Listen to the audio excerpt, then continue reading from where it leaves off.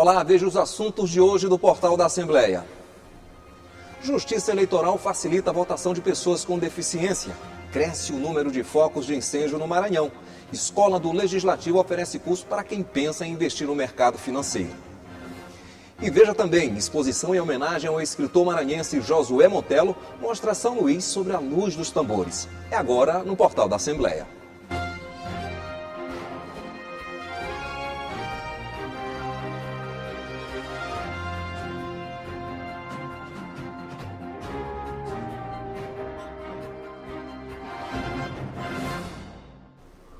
Boa tarde.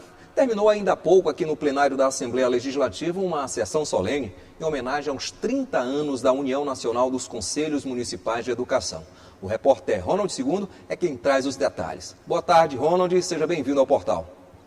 Olá, Joelson Braga, muito boa tarde a você, muito boa tarde aos telespectadores que acompanham aqui o Portal da Assembleia. Muito bem, uma solenidade bastante prestigiada, os trabalhos acabaram agora há pouco e reuniram autoridades e profissionais da educação. É que a solenidade fez referência aos 30 anos de trabalho da UNCM, que é a União Nacional dos Conselhos Municipais de Educação. E é sobre esse assunto que eu converso agora com o professor Emerson Araújo, que é o presidente da UNCM aqui no Maranhão. Professor, eu queria que o senhor falasse da importância desse trabalho ao longo dessas 3 décadas.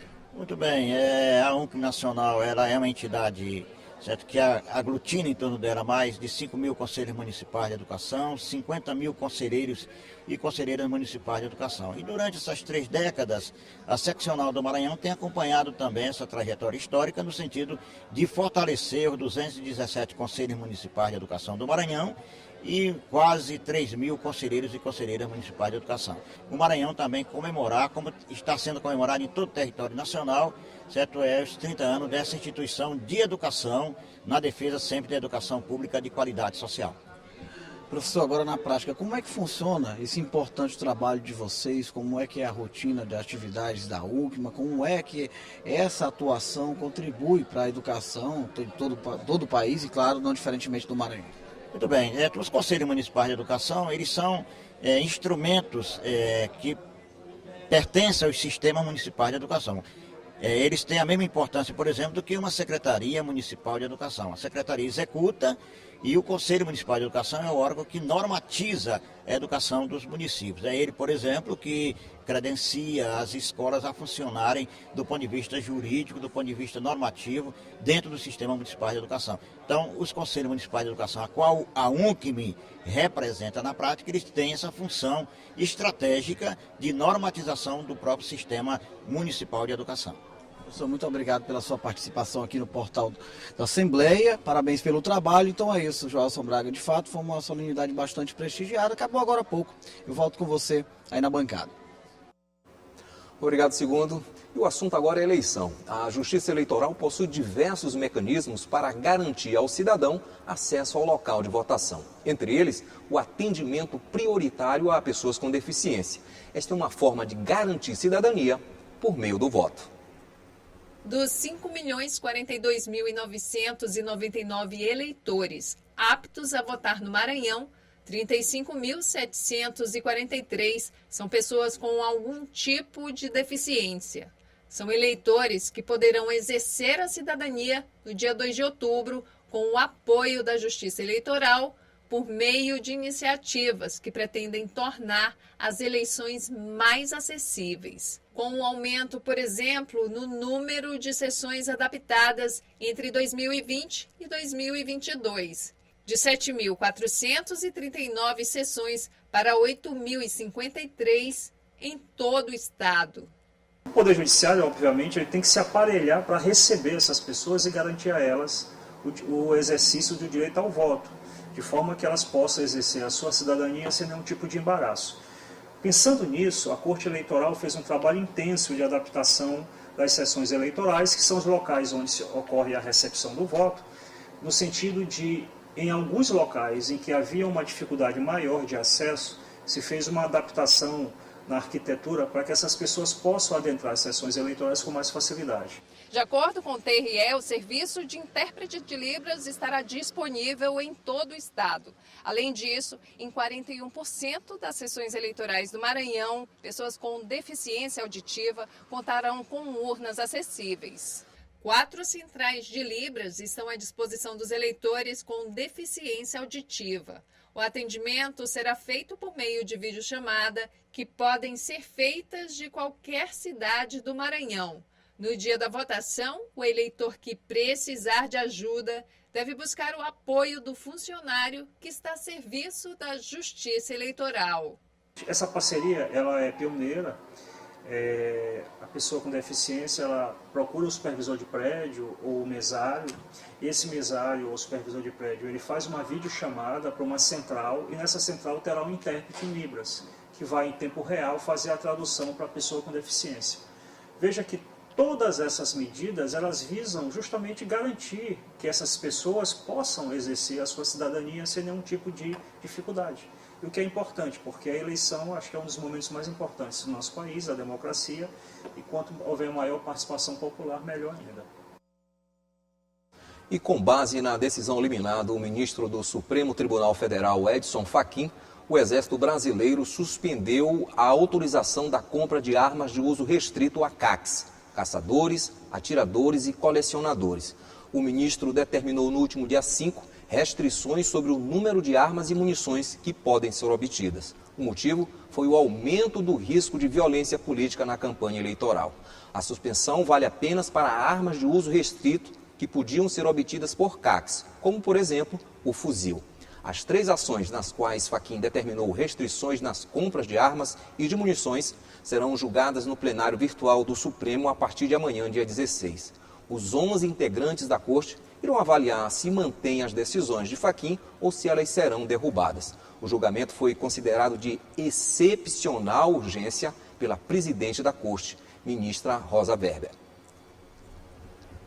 E neste período do ano, com a diminuição das chuvas, sol forte, ventos e o tempo seco, aumentam as queimadas em todo o estado. No Maranhão, já foram registrados mais de 7.000 focos de incêndio.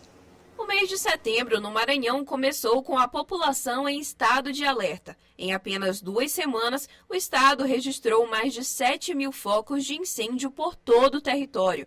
Comparado ao ano passado, o aumento foi de 4% nas queimadas, número que coloca o Maranhão no ranking dos estados brasileiros com os maiores índices. Nosso estado é muito grande, então que a gente observa que cada região tem uma determinada característica. A dinâmica de atendimento a ocorrências observada no estado, nesse mês de setembro e outubro, é concentrado no sul e no centro do Maranhão. E a gente vai aumentando um pouquinho mais esse número de ocorrências com o passar do tempo na região norte do estado. Porém, como um todo, nós temos atendimento e por isso temos redobrado aí a nossa mobilização de efetivo por todo o território maranhense. As queimadas são um grave problema ambiental e contribuem para o surgimento e aumento de doenças respiratórias como asma, bronquite, conjuntivite, irritação nos olhos e garganta, tosse, falta de ar, alergias na pele e desordens cardiovasculares.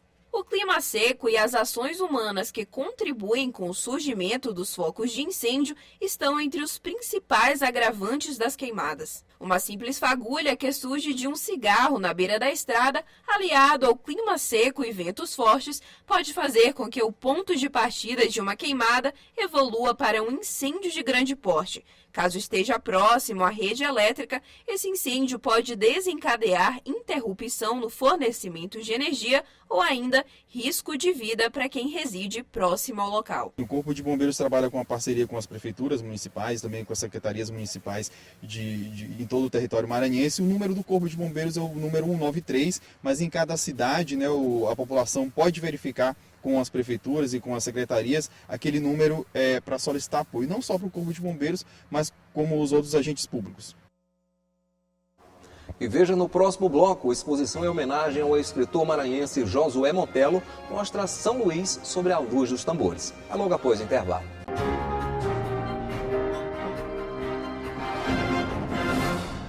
Nos últimos anos, vem crescendo o número de pessoas que investem no mercado financeiro. Mas aplicações que envolvem dinheiro geram riscos. Conhecer como funciona toda a engrenagem é o ideal. Por isso, a Escola do Legislativo realizou um curso com orientações e dicas para quem pensa em investir.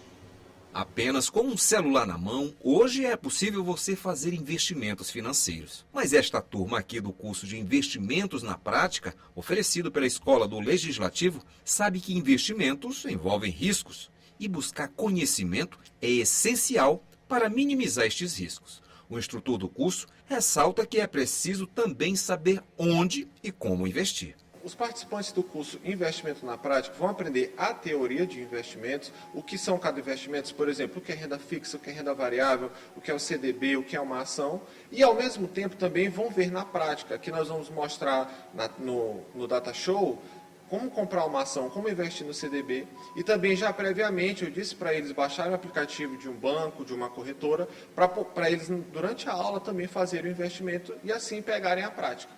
Para investidores de primeira viagem, o ideal é ir entrando aos poucos neste universo e se armar de informações para evitar surpresas e decepções. A Michelle é estudante de psicologia. De olho no futuro, veio para o curso. Ela e toda a turma sabe que quanto mais conhecimento, melhor. Acredito que todo mundo está nesse ano, todo mundo tem algum tipo de renda e precisa saber lidar com isso, para não fazer mais investimento, para não gastar de forma indevida. Já fazia investimento ou não? Vai começar aqui agora? Não, vou começar aqui agora. Esse é o meu primeiro contato.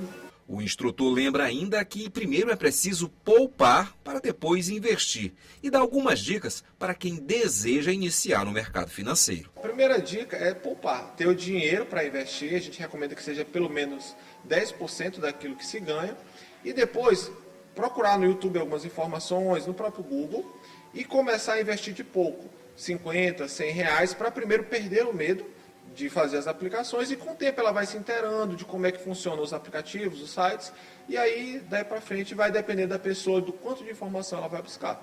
O curso tem duração de 9 horas e os participantes irão receber certificado. O INSS divulgou na manhã desta quinta-feira o edital do concurso público para 1.000 vagas de técnico do Seguro Social, um dos mais esperados do ano pelos concurseiros de plantão. O cargo exige nível médio de escolaridade. E o que todo mundo quer saber, o salário, é de R$ 5.905,79. Existem vagas para São Luís e Imperatriz. Do total de vagas, 5% são destinadas a pessoas com deficiência e 20% a pessoas negras. As inscrições começam amanhã, sexta-feira, e se estendem até 3 de outubro pelo site www.sebrasp.org.br. A taxa de inscrição é de R$ 85. Poderão pedir isenção da taxa do valor total candidatos com cadastro atualizado no CAD único ou que sejam doadores de medula óssea reconhecidos pelo Ministério da Saúde. As belezas naturais e arquitetônicas de São Luís já são conhecidas mundo afora. Mas você já pensou em olhar cidades sobre outra perspectiva?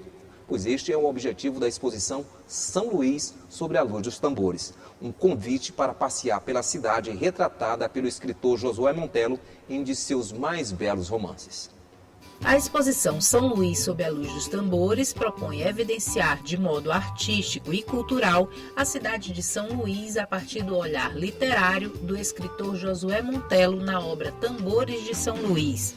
A exposição utiliza painéis de fotografias produzidas pelos membros do Fotoclube, publicadas no livro Tambores, que também faz parte do projeto, e busca proporcionar um pensamento crítico e despertar no público uma busca mais profunda sobre a história de São Luís. Eles pegaram tudo que é mostrado nesse romance, né, através do texto do Josué, eles tentaram apresentar, através da imagem, tudo que eles viram com relação não só à imagem do patrimônio, da cultura, mas mostrar também como é que era a vida do negro naquela época, né? Como é que está retratada a escravidão dentro da obra Os Tambores de São Luís. E aí, então, isso veio tudo através de imagem. Os painéis trazem São Luís através da cultura maranhense, das ruas, casarões e igrejas citados na obra de Josué Montello, sob o olhar de vários fotógrafos. É uma exposição que traz os tambores de São Luís na versão fotográfica, né, através do olhar desses fotoclubistas, a partir de suas leituras. E aí, aproveitando o aniversário de São Luís, da cidade de São Luís, 410 anos, a gente juntou a exposição Sob a Luz dos Tambores mostrando um pouco sobre o romance Os Tambores de São Luís, onde a gente apresenta as várias edições que a obra já teve. As edições em português de Portugal e francês do romance Os Tambores de São Luís também estão expostas, além de publicações científicas que fizeram parte da pesquisa do escritor na construção do romance, todos do acervo da Biblioteca Casa Josué Montelo.